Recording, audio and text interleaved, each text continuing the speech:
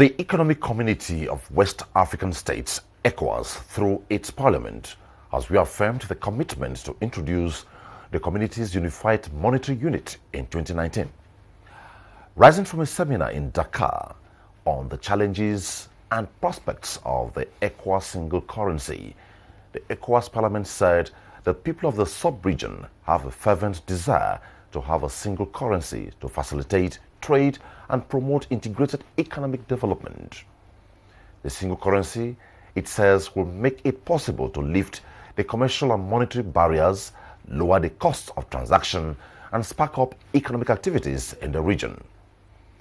The Ecowas Parliament welcomed the political commitment of the authority of heads of state and government to establish the Ecowas single currency.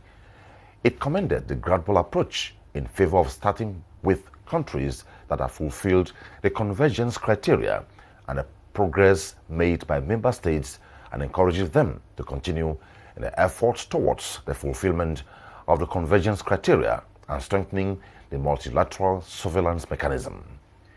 It requests, therefore, the authorities of heads of state and government to take a firm stand regarding compliance with the 2020 deadline for the establishment of the Ecowas single currency. That will be our concern on Diplomatic Ties today. My guest on the program today is Dr. Mukhtar Imam. Dr. Mukhtar Imam has expertise in international relations and diplomacy. He lectures at Base University, Abuja, and I believe he's also a consultant to so many organizations. This and more after this time out. Stay with us.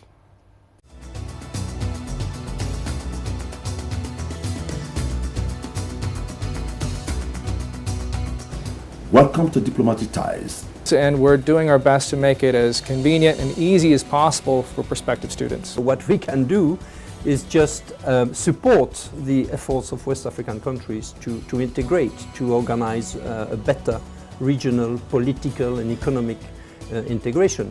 Welcome to the program. Thank you. Diplomatic Ties, building friendship and enhancing oneness among nations. Watch Diplomatic Ties on NTA International. I remember vividly when Mr. President, President of the Federal Republic of Nigeria, President Muhammadu Buhari, emerged as Ecowas chairman. He was very emphatic about it. He said the Ecowas currency is very good, but we should not be in a hurry about it. Let's start from there. Okay. Well, it's very imperative for our viewers to understand what we're talking about here. The Ecowas currency, which is ECO as it has been termed by the institution that is responsible for its harmonization and bringing up the frameworks that will lead into creating that harmonized currency for the entire ECOWAS member countries, is a design by Economic Community of West African States to sort of create a unified currency. As we may know, ECOWAS is more of a replica institution of what we have as AU or what we have as EU. ECOWAS are basically replica of what plays out in the EU, and institutions that allows for integration and deepens and strengthens economic relations amongst countries within a particular region. So basically, that is what ECO is about. ECO has gone through several phases. Heads of governments have converged, have had the conversation around the issue of creating a single currency, a single denomination for the entire ECOWAS countries in terms of trade, trade liberalization and commercialization. The president basically has aired his view in that regard. He has talked about the need that it will foster cooperation. It will reduce, as a matter of fact, when the group of underdeveloped countries came together to have this conversation around how to liberate not just the region, but then the entire continent from the clusters of economic dependence. These were part of the resolutions that were reached. And that's the reason why the president has re-echoed or has re-emphasized his position. And as you know, Nigeria, right from independence, from our maiden speech at the United Nations General Assembly by Tafawa Balewa, the foreign policy objective of Nigeria has always been Afrocentric.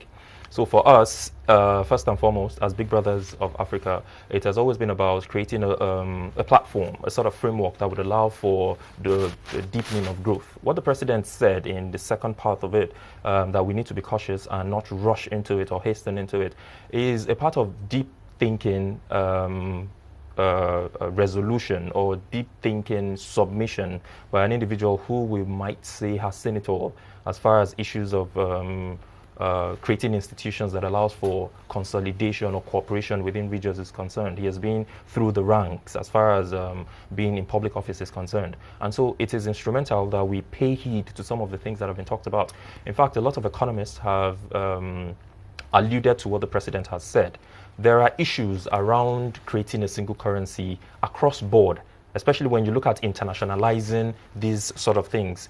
When you're internationalizing things that are monetary in particular, look what's happening to the EU. You would realize that, yes, of course, it has gone through significant changes as far as growth and development is concerned, but there are hitches, there are challenges back and forth. Much as their economies are doing massively well, yet you still find them going through a lot of these challenges. And these are some of the things that the president is trying to look into. For example, the convergence criteria allows for countries to look at certain very critical areas, and a host of criteria have been laid out, 10 of them thereabout, that has basically been reduced to 6. So now with the position of ECOWAS Parliament now, because besides the fact that the concerns are there, if we hurry into this, it may either have a backlash or a somersault or a relapse. What way forward then? Because ECOWAS Parliament said they have to sustain it and they want it in phases.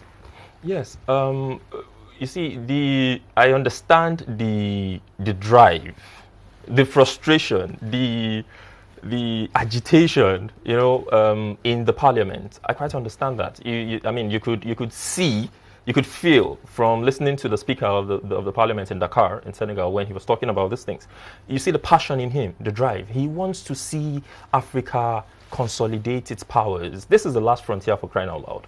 And we're not ready for that yet. When people talk about Africa as the last frontier, where are we in readiness as far as aspiring to becoming the last frontier is concerned? So anybody who aspires to see, anybody who hopes to see, anybody who's optimistic about the views of scholars who have said that yesterday belongs to the Mediterranean, to Europe, today belongs to the Asian Pacific, to China, and that tomorrow belongs to Africa, and that tomorrow started yesterday. Anybody who aspires to see us take leadership, take that position of driving the entire world, would have that sort of passion and that aspiration. Well, I only like to see from this perspective. Okay.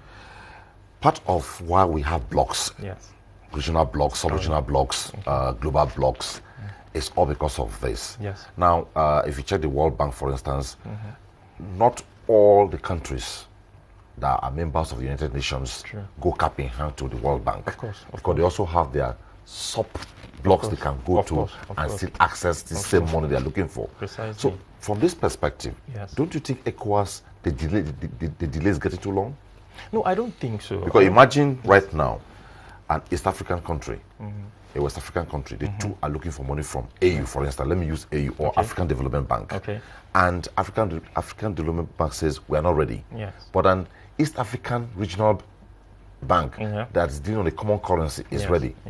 You see that the ECOWAS guy is in trouble. Of course. Is that possible? You see, that's very feasible. That's part of the reason why there is a need. You see, rushing into creating a harmonized currency for the entire ECOWAS is not a tea party. It's not something you just come into, you walk out of, as we're seeing in the case of Brexit today. These are some of the dilemma that individuals who have the capacity to understand, who have the vision and the foresight to see what the possibilities of future outcomes could be, are trying to talk about. There are certain shocks that can mitigate some of these things we see as successes, some of these aspirations we have.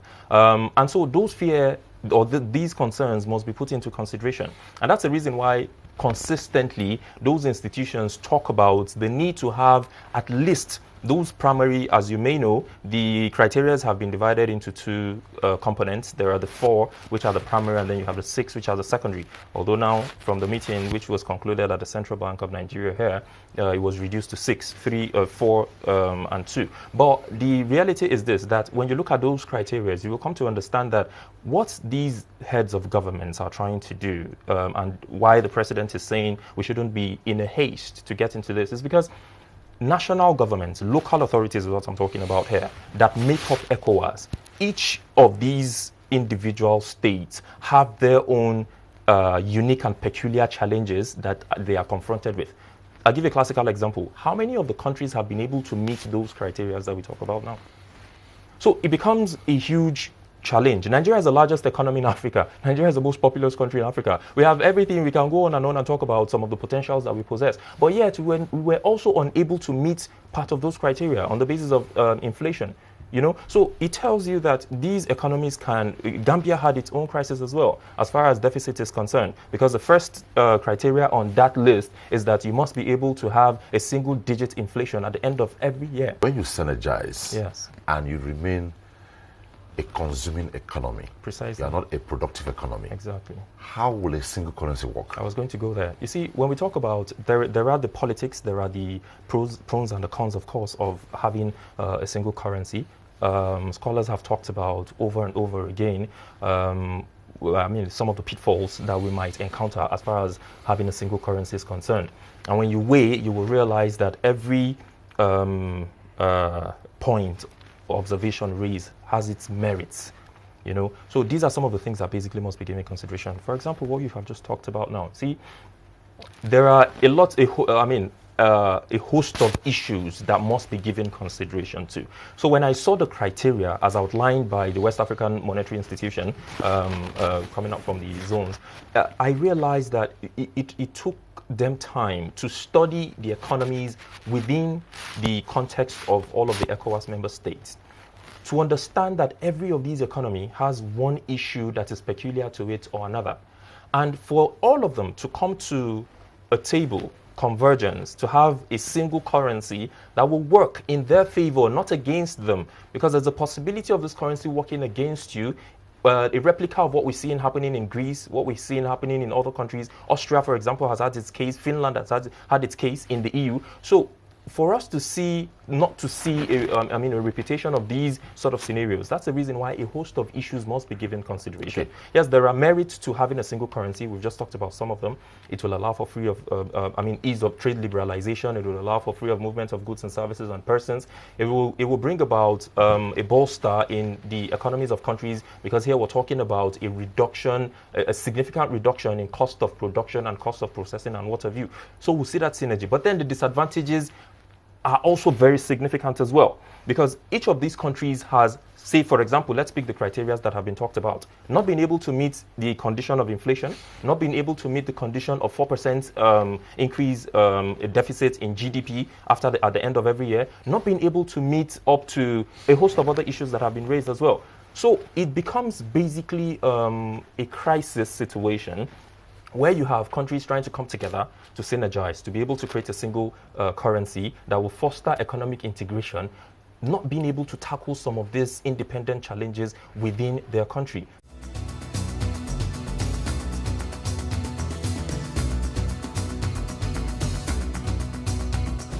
Welcome to Diplomatic Ties. And we're doing our best to make it as convenient and easy as possible for prospective students. What we can do is just support the efforts of West African countries to integrate, to organize a better regional, political and economic integration.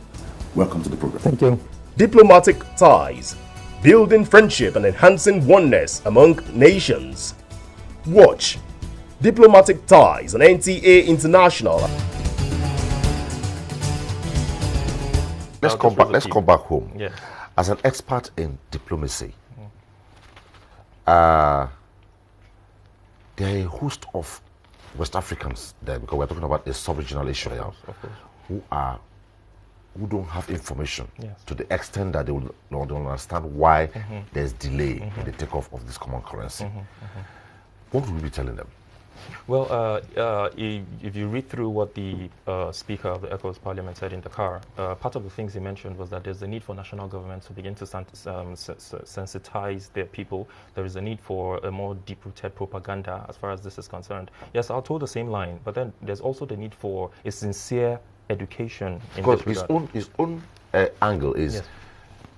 sensitization towards it taking off. Yes, What I'm talking about now, from the point you have reeled out, yes, it's absolutely clear. Being not West Africa is largely import dependent, of course. a consuming, import dependent, Of a course. productive economy. Of course, of We are course. working towards that. We have not course, gotten there yet. of course. So, how will you convince the people That's to why be on your side? That's why I talked about a sincere educational mechanism. There's a need Not to- propaganda. No, not propaganda. Yes, he talked about propaganda and the other things, but that's why my point was about sincere educational mechanism. There is the need to educate the people. It's not just about the single currency. It's about all the other things around it. Loans, whether concessionary or otherwise, that comes from either China or the IMF. See, there's the need to sensitize people. You go out there on the street, you ask an average Nigerian what budget is. He doesn't even understand. A little above average Nigerian will tell you it is money seated somewhere that the government hopes to spend. Money seated where? So there is the need for people to understand the nitty-gritty of what they are getting themselves into. There's a need for town hall meetings. This is not just the responsibility of the executive. This is what Parliament was created for, where we have this sort of things. And that's why the conversation is around the ECOWAS Parliament, where we have this sort of issues that affect people's lives, and they are your constituents. It is arcing upon you. It is your responsibility to go back to them, hold a town hall meeting, educate those people on the need for this or that. Because those denominators that you consider when you want to talk about a country, the position of a country, whether in inflation or otherwise, are still very glaring. They are still hovering around our head. Issues of unemployment, for example, in consecutively in 3 quarters, we're still seeing a staggering decline in that. Issues of poor health services, yes, of course, infrastructure, the president is doing significantly well as far as real explosion is concerned, because truth is the entire world is going real.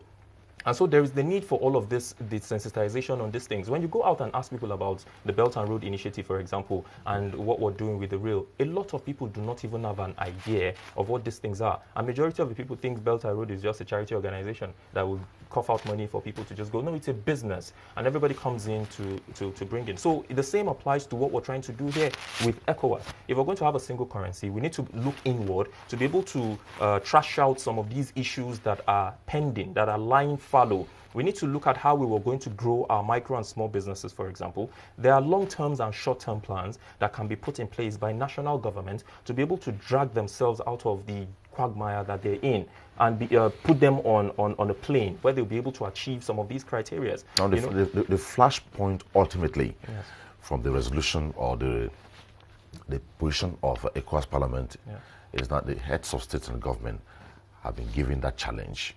Now, is this one thing being in sync with an idea or being in sync with a particular concept and buying into it and flowing with it? Now, still from your standpoint, what will you be telling the organ of heads of states and government of ECOWAS? Well, I'd say to them, as I have always said on forums and platforms that I've been privileged to talk, that Africa needs to return back and put its house in order. I was in China sometime July last year, and there was a conversation going on around the Belt and Road Initiative. There was a representative from Burkina Faso who had a conversation, and in honesty, he was talking about how China has been supportive. China needs to come to our aid. And I stood up and I accosted him and I said, why should China come to us? Why do we need the world to come to our aid all the time? And then again, I return home, there's a talk about why Nigeria should go and take a loan and so on and so forth. Yes, China is the only country that is giving us concessionary loans today, as opposed to what the IMF gives. That's if we're going to even get the funds from IMF. So yes, there is a need for there's a need for African leaders to look inwards. This is where my major concerns. See, we have the resources. I told the Minister of Culture and Tourism in China that you do not have half the mineral resources we possess in Nigeria. But what you have, and you have been able to manage significantly, is human resource. Nigeria is the most populous black country in the world. 1 out of every 4 African is a Nigerian. We should be able to key into that population. Population is strength. It is also a time bomb. You know, when you have team of unemployed youths hovering around the street. It's a time bomb that is waiting to explode. So we should look into the potentials. Every sector has a service sector attached to it. We have not explored that well enough. China exports meat. Forgive me, Brazil exports meat to OIC countries yearly to the tune of $5 billion. Somalia, that is in war-torn crisis, exports meat to OIC countries to the tune of about $500 million annually. Nigeria has 40% of the entire cattle in West Africa domiciled in northeast Nigeria. Yet, we still do not key into that. So we have a lot of these potentials that would allow for people to come in and thrive and strive. So heads of government need to begin to go back home, look inward, key into this resources that they possess, whether in human or mineral resources, and be able to explore these things. There's nothing wrong with taking a loan, but when you take a loan, be able to use it not just in servicing of debts, but also in infrastructural development. If you have loans and you're not investing in capital projects, how do you expect to pay back those loans? So now that Ecowas is, well, let's say, is Ecowas food dragging, or are we still at the baking point? Either the bread or the cake is not ready to be consumed. Yes. Now, where lies Ecowas' position? If, for instance, in Africa, you have an East African bloc, you have a South African bloc, you have a North African bloc, and they have been able to put their bits and pieces together towards this kind of moves. Yes. And we are still food dragging. Yes. Long term, won't it affect us? Well, you see, the one thing that has averted a third world war, there are three reasons why the third world war has not come. Let me look at it from that scale. One is something called the mutual assured destruction. The second is the nuclear utilization target selection. The third is the most important and concerns what I'm about to talk of, is the growing interdependence among nation states. As much as we talk about Ecowas and the position of the single currency allowing for ease of movement of goods and services and economic integration, there's also the need to understand that ECOWAS is not an institution that stands on its own. It's a mechanism that works with the collaboration of member states, and each of these member states have their strengths and weaknesses, of course. In the case of Nigeria, for example, you would agree with me that Nigeria is a significant actor within the entire African continent. Absolutely. And anybody who talks about growth of economy and so on and so forth without mentioning Nigeria is not serious about it. We have seen that we have surpassed Southern Africa as far as our sovereign wealth fund is concerned, or external reserve. We have seen today that we're beginning to be at par with Ethiopia, right? So yes, as much as the Southern African, the Eastern African blocs are putting their house in order and they're moving at a very fast pace, it shouldn't deter us from what we're doing, because each of these member states within the West African region, Nigeria, Ghana, for example, have an economy or have economies that are doing significantly well. Yes, of course, we are seeing staggering in our movement, we're seeing delay and so on and so forth, but we should also be able to understand that there is the need to have a proper takeoff, rather than have a takeoff that we crash. So will I be right to say soon, reserving the best for later? so to speak. But again, the lethargy that is embedded in all of these national governments that constitute what we see today as ECOWAS also need to be trashed as well. There's the need to also try to find a way of reducing significantly some of these gapses that have derailed us from achieving this set objective.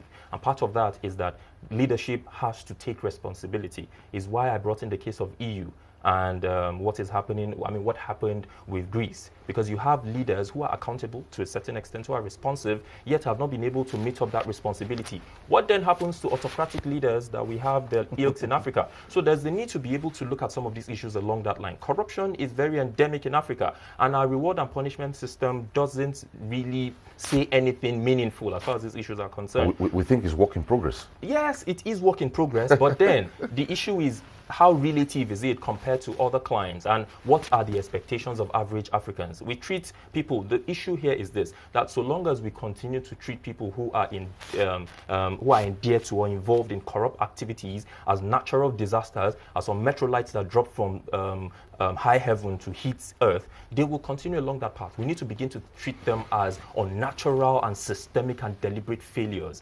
That is when we'll be able to get our act right. Thank you, Dr. Mukhtar Imam. Thank you for having me. It was nice having a chat with you on diplomatic ties. Thank you so much for having me. In the lines of Dr. Nelson Mandela, may his soul rest in peace, the long road to freedom. The road to growth is not easy. The road to economic prosperity is not easy. This is one road that Ecowas is trying to take to bring prosperity to the sub-region. Well, my guest has said it, more or less, let's take it easy and reserve the best for tomorrow. He has expertise in international relations and diplomacy, and his line of thought clearly is that the Ecowas common currency is good, but we should not go it in a hurry. That's it on Diplomatic Ties. Always with guests on the program. On behalf of all of us, bye-bye.